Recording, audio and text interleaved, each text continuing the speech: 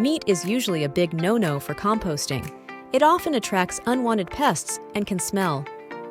Dairy products also shouldn't go into your compost. They can cause odor issues and draw pests. Keep oily foods out of your compost. They decompose slowly and can upset the delicate balance of materials. Bones break down very slowly and can tempt animals. Best to leave them out. Plastics never belong in compost. They won't break down and can harm the environment. Avoid adding chemicals to your compost. They can contaminate your soil and harm plants. Thanks so much for joining us today.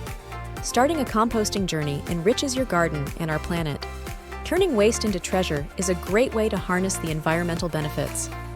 We'd love to hear your composting stories and tips. Share your experiences in the comments below, and let's learn from each other. If you found value in this composting guide, please like, subscribe, and share.